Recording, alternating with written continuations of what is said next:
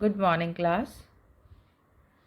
Let's start our MySQL with a new topic, that is like operator. In our last class, we are discussing about various kind of operators which we are using in MySQL, like comparison operator, logical operator, arithmetic operator. ये सभी operators हम लोगों ने अपने MySQL की command prompt पर पढ़े थे. अपने नेक्स्ट ऑपरेटर को कंटिन्यू करते हैं, that is like operator. Like operator का यूज़ बताती हूँ, जो कि सर्च करता है स्पेसिफाइड पैटर्न को.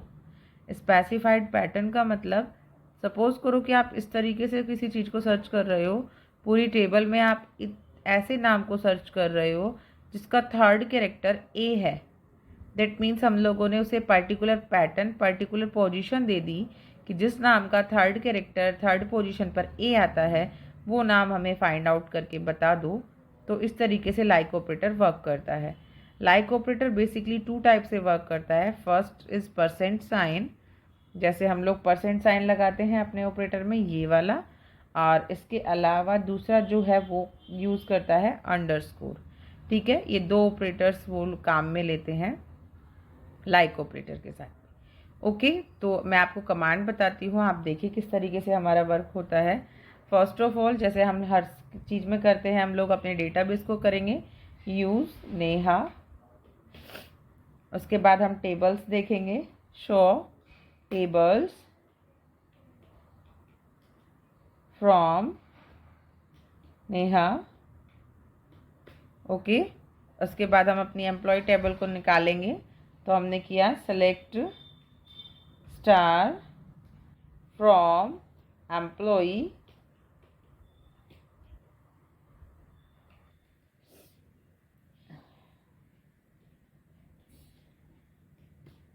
ये हमारी टेबल थी हमारे पास जो कि विजुअलाइज हो गई थी. तो इसी पर हम लाइक ऑपरेटर लगा कर चलते हैं. सपोज़ कीजिए कि हम लोग सबसे पहले परसेंट साइन वाला ऑपरेटर लगा के चलते हैं. हम देखते हैं कि हमें ऐसे नाम की पूरे रिकॉर्ड को देखना है जिसका फोर्थ कैरेक्टर ए है. ठीक है, तो उसके लिए हम क्या करेंगे, परसेंट साइन ऑपरेटर यूज़ करेंगे. कैसे यूज़ करेंगे, तो आप लगाएंगे select star from employee where. Okay, where command लगाने के बाद में हम लोगों को उसमें एक स्पेसिफाइड कंडीशन डालनी है. ठीक है, तो अपन ने मान लो अपन सिर्फ एक नेम पर लगा के चलते हैं ताकि हम लोगों के लिए इजी हो जाए समझना. वेयर नेम, और नेम के बाद हमने लगाया लाइक, और लाइक के बाद आप पैटर्न लगाना चाहते हो. ठीक है, मतलब आप चाहते हो कि थर्ड कैरेक्टर क्या हो, ए हो, रिमेनिंग कुछ भी चल सकता है. ठीक है, मतलब अपन लोगों ने उसको क्या दे दिया, स्पेसिफाइड पोजीशन दे दी. तो अगर हम ऐसे बोलें कि पूरे नाम में कहीं पर भी ए हो, तो हम क्या लगाएंगे, तो हम लगाएंगे परसेंट, और उसके बाद में हम लगाएंगे हम पहले लगाएंगे कॉलन, ये single quote, then percent, then A, फिर परसेंट, फिर सिंगल कॉट और सेमी कोलन. तो इसका मतलब ये है कि पूरे नाम में कहीं पर भी ए मिल जाए.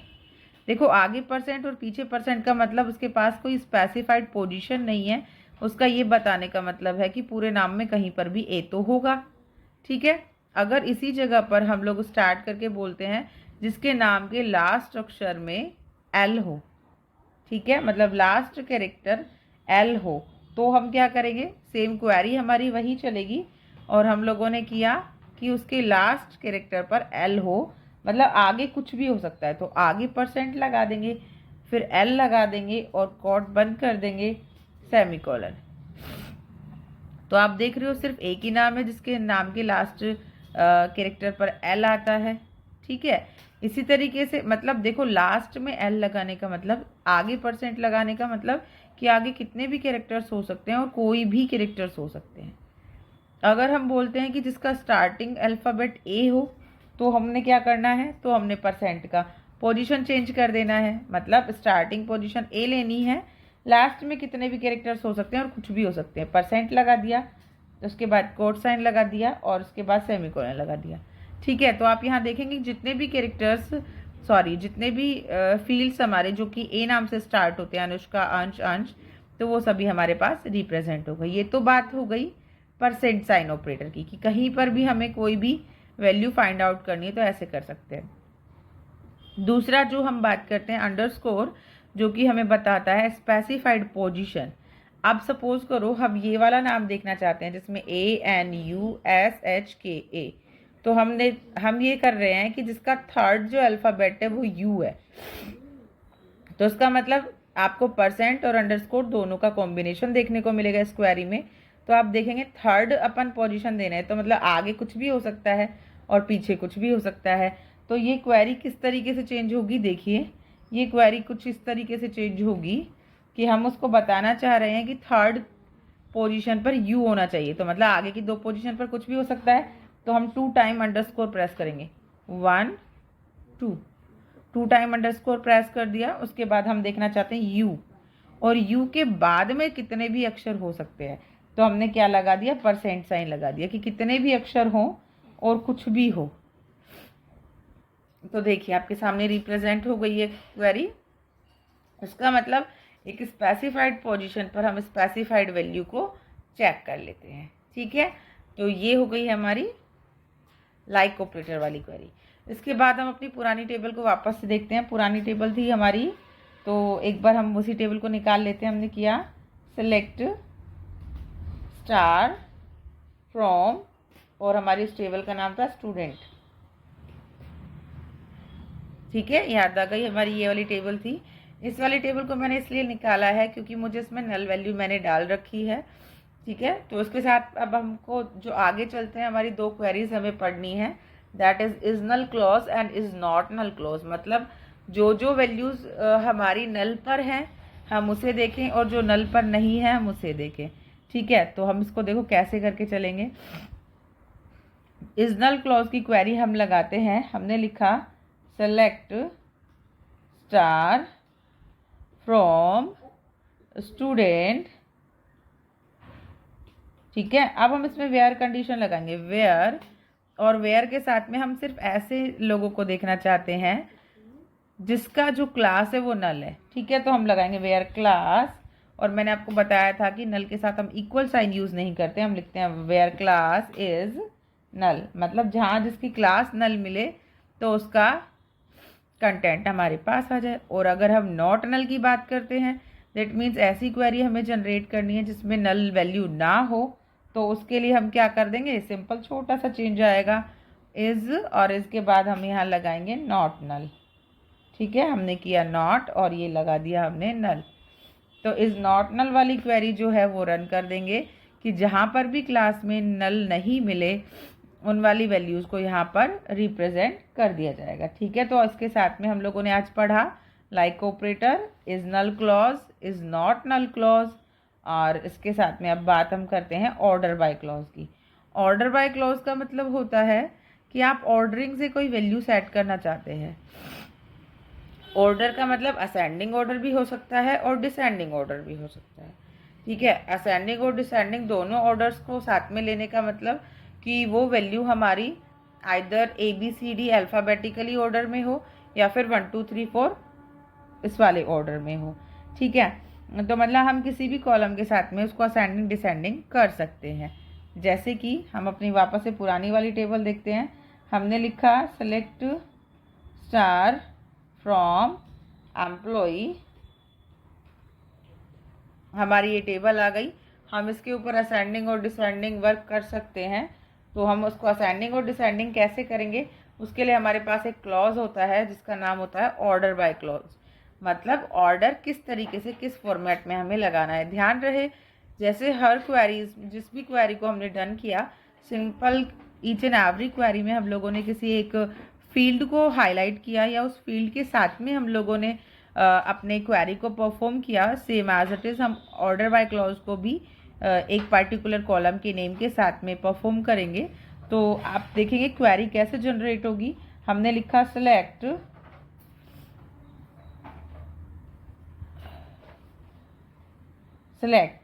स्टार फ्रॉम, देन आपको टेबल का नेम लिखना है टेबल का नेम वही जिस टेबल को आप यूज़ कर रहे हैं, EMPLOYEE एम्प्लॉई। और इसमें आप किस कॉलम पर असेंडिंग डिसेंडिंग लगाना चाहते हो, ध्यान रहे आप किसी भी कॉलम पर लगा सकते हैं। सपोज टू बी कि हम सैलरी वाले कॉलम पर लगाते हैं, तो हमने लगाया सैलरी, और सैलरी को अपन ने कर दिया क्या, ऑर्डर बाय। ठीक है, पहले लिखते हैं ऑर्डर बाय। हमने लिखा ऑर्डर बाय, ORDERBY, स्पेस देंगे ऑर्डर और बाय के बीच में, ऑर्डर बाय सैलरी। और उसको बताना है हमने कि जो हमारी सैलरी है वो असेंडिंग में लेनी है डिसेंडिंग में। सपोज कीजिए हम डिसेंडिंग में लिखते हैं, और डिसेंडिंग का शॉर्ट फॉर्म होता है DESC। ठीक है, तो आप देखेंगे मैंने एंटर किया तो जो आपकी सैलरी थी वो डिसेंडिंग ऑर्डर में चेंज हो गई है। ठीक है, और अगर हम इसको असेंडिंग ऑर्डर में डालते हैं तो आपको कितना सा चेंज करना है, आपको DESC की जगह पर ASC डालना है। क्या डालना है, ASC। ध्यान रखें कि जब बाय डिफ़ॉल्ट होती है वैल्यू वो असेंडिंग ही होती है, डिसेंडिंग नहीं होती है। ओके, तो बाय डिफ़ॉल्ट अगर आपको असेंडिंग लेना है तो आप ASC भी मत लिखो। ठीक है, आप अब बोलोगे कि ये तो हम लोगों ने सैलरी पर लगाया, हम दूसरे कॉलम पर लगा कर देख लेते हैं अपना यही सेम फंडा। ठीक है, सपोज़ करो कि हमें नेम पर लगाना है, तो हम लोगों ने क्या करना है, सैलरी को यहाँ से रिमूव कर देना है और यहाँ पर हम नेम लगा देंगे। ठीक है, तो नेम लगाया तो अब आप देखेंगे कि जो हमारी इस टेबल में नेम नाम का कॉलम है वो जो है वो ऑर्डर बाय हो जाएगा, असेंडिंग ऑर्डर पे हो जाएगा। ठीक है, अभी तक डिसेंडिंग था, अभी असेंडिंग ऑर्डर हो गया। ठीक है, तो इस तरीके से हम लोग अपने ऑर्डर बाय क्लॉज को अकम्प्लिश करते हैं।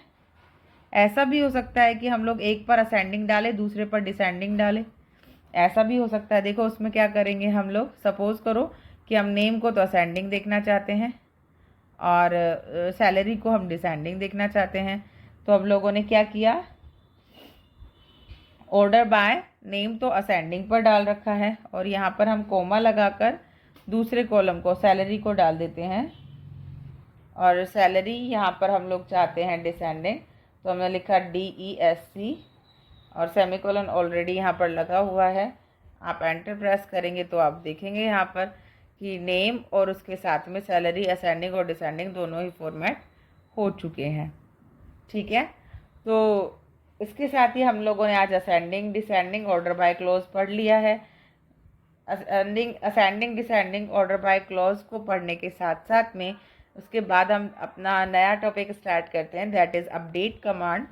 अपडेट कमांड क्या करती है, जैसे आपको नाम से पता चल रहा है कि किसी चीज़ किसी रिकॉर्ड को अपडेट करना। सपोज टू बी कि आपने कोई रिकॉर्ड एक गलती से गलत मेंशन कर दिया था और अब आप उसे अपडेट करना चाहते हैं, सेट करना चाहते हैं, तो उसके लिए आप अपडेट कमांड यूज़ कर सकते हैं। मतलब पुराने रिकॉर्ड के साथ में आपको नया रिकॉर्ड सेट करना।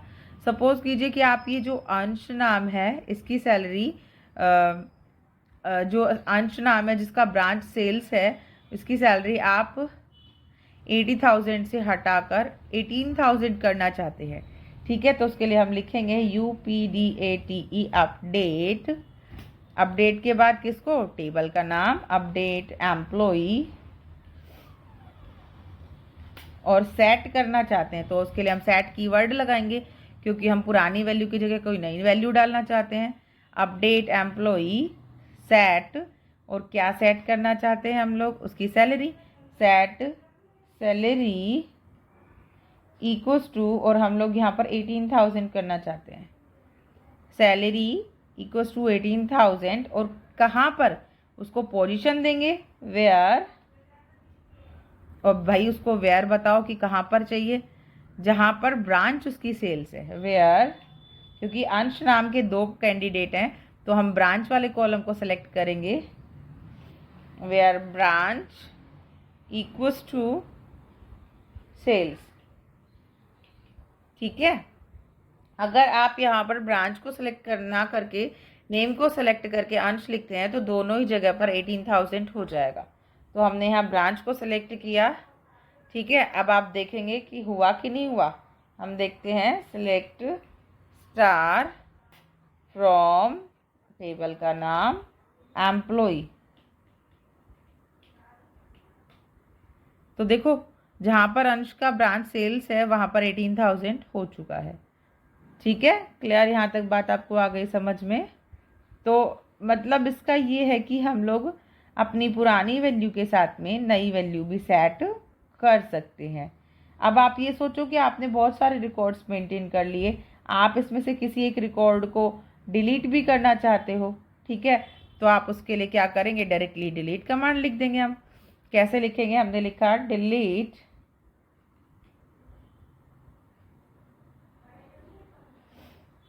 डिलीट फ्रॉम कंपनी, क्योंकि हमें सारा डेटा नहीं लगा डिलीट करना, इसलिए हमने स्टार नहीं लगाया।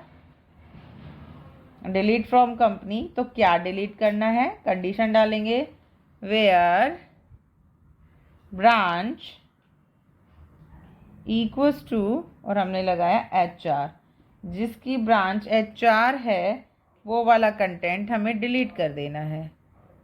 ओ कंपनी क्यों लिखा, मैंने टेबल का नाम चेंज कर दिया।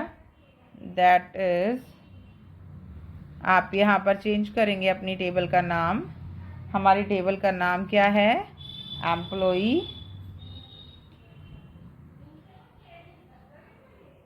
ठीक है, तो एम्प्लॉई कमांड, एम्प्लॉई टेबल का नाम देने के बाद हम उसको देखते हैं रन कराकर। क्वेरी हमारी सेटिस्फाइड हो गई है।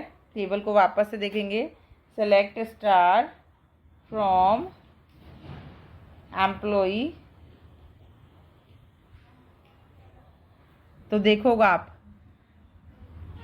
डिलीट हो चुकी है हमारी टेबल। वेट अ मिनट, हाँ, क्योंकि HR आप देखेंगे दो लोगों का जो कॉलम था वो HR था, ब्रांच जो HR थी, तो दोनों ही HR वाले ब्रांच के कॉलम हमारे डिलीट हो चुके हैं। ठीक है, तो आज आपने बहुत सारी क्वेरीज कर ली हैं, इनको अच्छे से अपडेट कर दीजिए। इनकी कॉल नाम लगाने के बाद में डिस्क्रिप्शन में इसको अच्छे से समझना। इसका पूरा कंटेंट जो मैंने आपको शेयर किया था हॉलीडे होमवर्क में, सारे नोट्स जो शेयर किए थे वो MySQL के नोट्स थे। ये सिर्फ और सिर्फ इसीलिए है ताकि आपको प्लेटफॉर्म पर प्रैक्टिकली वर्क करना आ जाए कि आप MySQL पर वर्क कैसे करते हैं। उम्मीद करती हूँ कि सभी बच्चों को MySQL पर वर्क करना आ गया होगा। कुछ कमांड्स जो आपकी रह रही हैं वो आप डिस्क्रिप्शन जो मैंने आपको नोट्स शेयर किए थे आप वहाँ से उसे रीड आउट करें। फिर भी कोई प्रॉब्लम आती है तो आप मुझसे उस चीज़ को डिस्कस करेंगे। इसके बाद वाला जो कंटेंट है वो मैं आपको कल शेयर करूँगी। इसके साथ में हम लोग अपना नया चैप्टर स्टार्ट करेंगे। उम्मीद करती हूँ कि MySQL में किसी को भी कोई प्रॉब्लम नहीं है। Okay, thanks a lot.